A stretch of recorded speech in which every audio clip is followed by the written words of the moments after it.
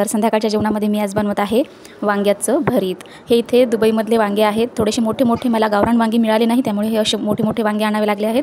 तर संध्याकाळची वेळ आहे बघा, श्रवण खेळतोय तिकडे छान झाडांसोबत काड्यांसोबत, आणि मी इथे वांगे आणले आहेत बाहेर धुवायला। म्हटलं बाहेर धुतले तर पाणी त्या झाडांना सुद्धा जाईल उरलेलं। तर छान वांगे धुवून घेतले, आणि ही इथे कांद्याची पात सुद्धा आणलेली होती मी, ती कांद्याची पात सुद्धा छान धुवून घेतली। शेतातली कांद्याच्या पातीला चव खूप छान लागते, आणि हे असं वांग्याचं भरीत मी जे आता वांग्याचं भरीत करणार आहे हे सेम असंच वांग्याचं भरीत आम्ही तळी उचलताना करतो।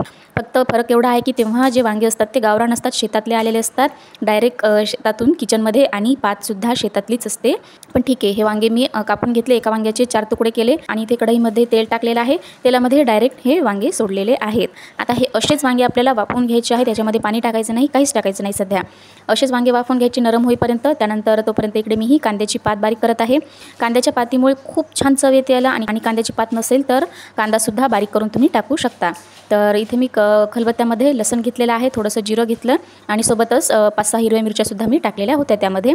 ते सर्व वाटून घेतलं मी खलबत्त्यामध्ये। तोपर्यंत इकडे वांगे छान वाफळलेले आहेत, थोडीशी नरम झाल्यानंतरच आपल्याला बारीक केलेलं लसूण मिरची ह्याच्यामध्ये टाकायचं आहे।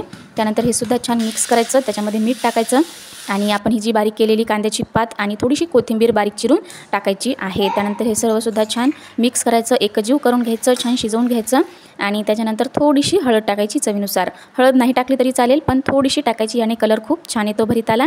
आणि परत छान मिक्स करायचं, थोडंसं जोपर्यंत फ्लेवर ॲब्झॉर्ब होत नाहीत ना 5 ते 10 मिनटं ह्याला छान मिक्स करायचं। आणि बघा हे आपलं चटपटी तसं छान गावरान वांग्याचं भरीत तयार आहे। ही जी एक पद्धत आहे ही जुनी पद्धत आहे, आणि गावरान पद्धत आहे वांग्याचं भरीत बनवायची, फक्त वांगे गावरान नाही आहेत। तर अशा पद्धतीने एकदा नक्की बनवून बघा, नक्कीच सगळ्यांना आवडेल, बनवा आणि खा।